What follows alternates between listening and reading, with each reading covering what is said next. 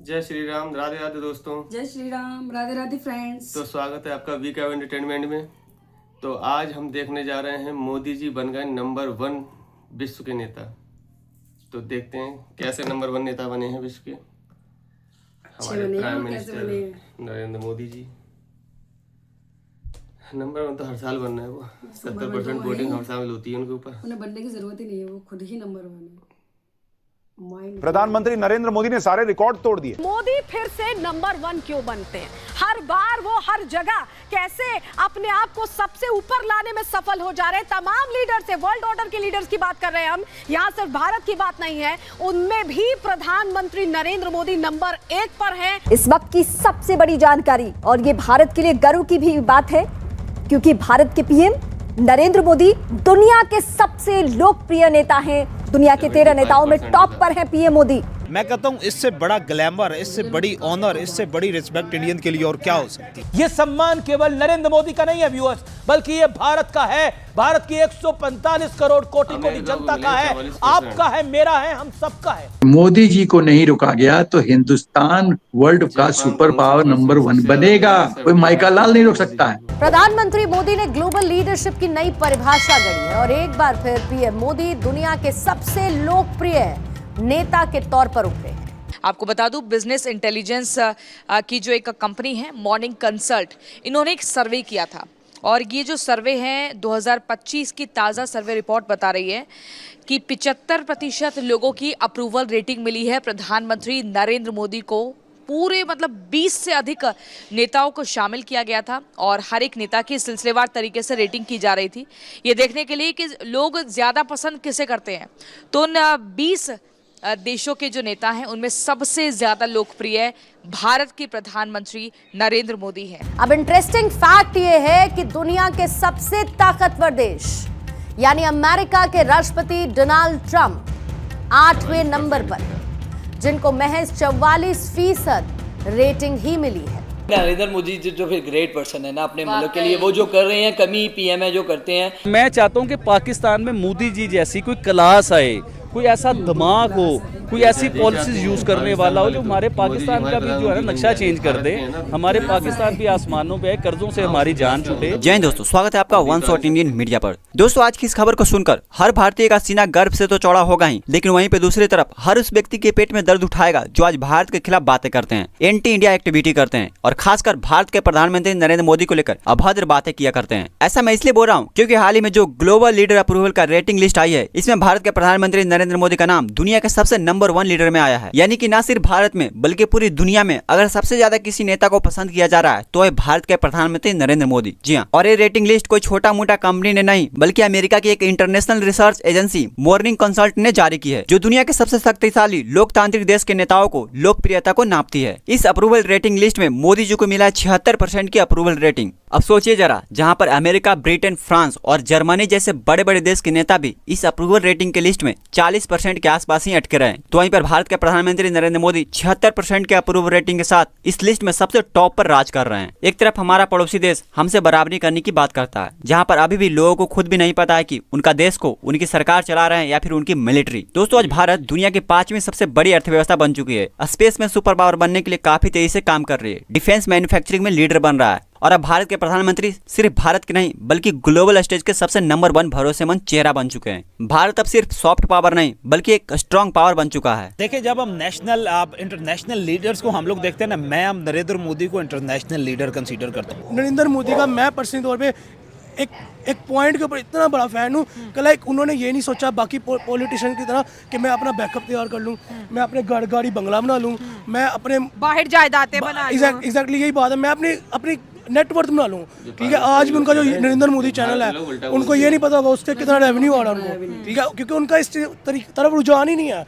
उनका रुझान सिर्फ एक तरफ है कि मैंने इंडिया को कहाँ से उठाया, ठीक है, कहाँ से पकड़ा, 5वीं इकोनॉमी बनाया, अब 3री इकोनॉमी के रनअप पे हूँ। ठीक है, और आगे कमिंग ईयर्स मैं उसको पहली इकोनॉमी लेके जाना है वर्ल्ड की। ठीक है, उनका ध्यान सिर्फ रुझान जो है वो इस तरफ है और इतना डाउन टू अर्थ बंदा यार, सलूट है। फर्स्ट ऑफ ऑल सलूट है, ना कोई ईगो, ना कोई ऐसा पॉइंट कि मैं प्राइम मिनिस्टर हूँ। ठीक है, डाउन टू अर्थ बंदा जिसने अपनी पब्लिक को 1.5 अरब की आबादी को अपनी फैमिली कहा ही नहीं, बनाया भी है, बन के दिखाया उनका सरबराह। इंडिया को कहाँ से उठा के कहाँ ले गया, ठीक है। नरेंद्र मोदी एक वही शख्स, ठीक है, वन मैन आर्मी मोदी। देखिए मैं तो सबसे पहले उनकी इस परफॉर्मेंस पे सलूट करूंगा, उनकी इस कारकर्दगी पे उनको मैं दाद दूंगा कि लाइक वन मैन आर्मी बन के उन्होंने इंडिया की इकोनॉमी को कहाँ से उठाया कहाँ ले गए, ठीक है। उन्होंने अपनी आवाम को जो एक लाइन दी, स्टेटमेंट दी कि ये मेरी फैमिली है, ठीक है। उन्होंने वो फैमिली का सरबराह बन के दिखाया, प्रूफ करके दिखाया, हर मौके पे दिखाया। जहाँ से इंडिया को उसने उठाया, जब इंडिया में ये बंदा प्राइम मिनिस्टर बना, इस बंदे ने जो सबसे पहला काम वहाँ पे स्टार्ट किया, इसने कहा कि भाई हमारा मुल्क ऊपर क्यों नहीं जा रहा। तो इस बंदे ने सोचा कि यार हमारे मुल्क का जो पैसा है वो बैंकों में नहीं है। इसने कहा कि जितना पैसा है ना उसे बैंकिंग लाइन में लेके आए। हमारे स्टेट नोट बदल दिए। जब नोट बदले तो लोगों ने जो गड़े खोद खोद के नोट दफनाए हुए थे, जब वो बाहर आए हैं बैंकिंग लाइन में आए हैं, अकाउंटेबिलिटी होगी ना, बिल्कुल। फिर पता चल गया कि भाई हमारे मुल्क में दौलत कितनी पड़ी और वहां से इंडिया की तकदीर बदलना स्टार्ट होगी। देखिए किसी एक बंदे की वजह से, किसी एक बंदे की सोच आपके मुल्क को, आपकी कंट्री को कहां से कहां लेके चली जाती है। एक ज़माना था पाकिस्तान में लोग ये बात खड़े होकर बात करते थे कि भाई इंडिया में 1.5 करोड़ आवाम के पास टॉयलेट नहीं है, इंडिया में ये नहीं है, इंडिया में वो नहीं है।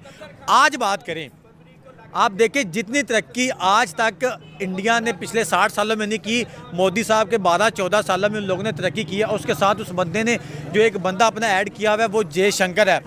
जयशंकर जहाँ पे जाता है ना, जहाँ पे जाता है उस बंदे का स्टाइल एक वखरा है, निराला उसका स्टाइल है। वो बंदा अपने आप को ऐसे शो ऑफ करता है कि जो बंदा उसके साथ मिलता है वो उसके शहर में ना वो समझ ले कि गुप्त हो जाता है। वो पता है कब होता है? जब आप खुददार कौम होते हैं। अच्छा। जब आप एक खुददार कौम के लीडर होते हैं, जब आपकी वैल्यू होती है, फिर आप अपनी बात सुनवाना चाहते हैं। आप किसी की बात नहीं सुनते, फिर आप कहते हैं कि भाई मेरी बात सुनो। जो मैं कहना चाह रहा हूँ ना, जो मैं लिखूंगा वो किताब बनेगी, जो मैं लिखूंगा वो हिस्ट्री बनेगी। तो वो हिस्ट्री क्रिएट करना चाह रहे हैं। वो आइंदा आने वाले वक्तों में मुझे ये खतरा, आने वाले वक्तों में जिनके साथ उन्होंने ट्रेडिंग करनी है ना, ये ना हो कि वो कहे कि भाई इंडियन पैसों में करो।